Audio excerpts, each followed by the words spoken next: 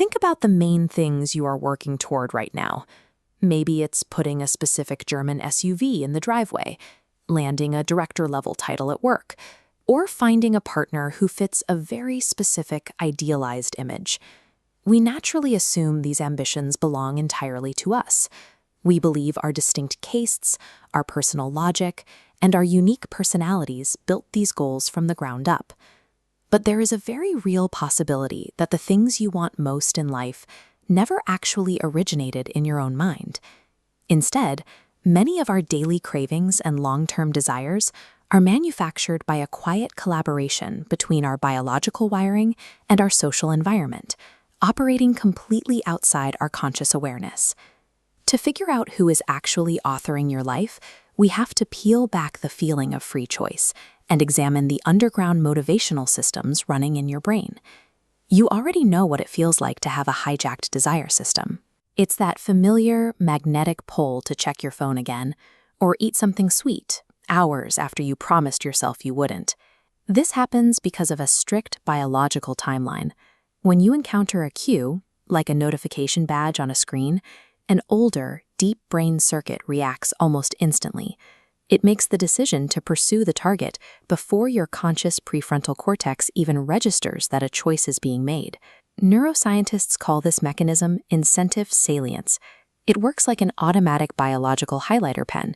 It flags specific cues in your environment as highly attractive and vital for survival, forcing your brain to fixate on them. For decades, popular culture has labeled dopamine as the brain's pleasure chemical. The actual science shows dopamine doesn't create pleasure or subjective liking at all. It is strictly the chemical of pursuit, of wanting. Because wanting and liking run on completely separate neural circuits, dopamine can create a massive motivational drive toward a goal without guaranteeing any enjoyment. This is why we so often find ourselves relentlessly chasing things we don't even like once we finally get them. This biological tagging system dictates what we pursue and how intensely we pursue it. Our conscious brain is left lagging behind, forced to rationalize and defend an action we've already started taking. If our dopamine system is blindly highlighting targets, what exactly is telling it that modern, abstract items like a luxury watch or a specific job title are worth highlighting in the first place? Human survival has always depended on group cohesion and social standing.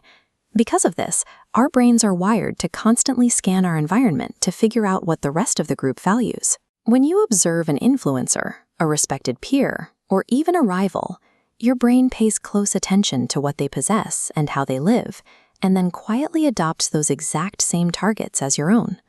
Look at this illustration. It captures a concept called mimetic desire. We rarely generate original desires in isolation. Instead, we subconsciously observe the people we perceive as having higher status, and we copy their desires. The process is so seamless that we rarely notice the transfer.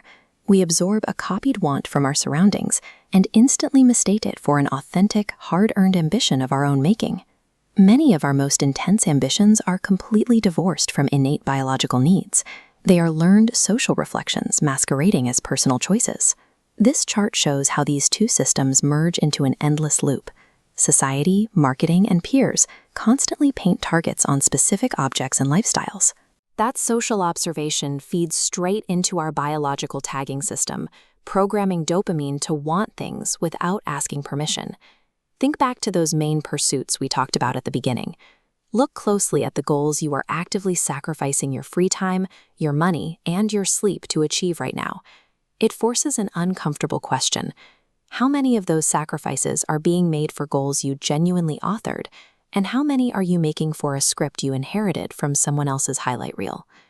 The underlying machinery of the human brain will consistently prioritize the mimetic goals of the group, easily overriding the rational, independent choices of the individual.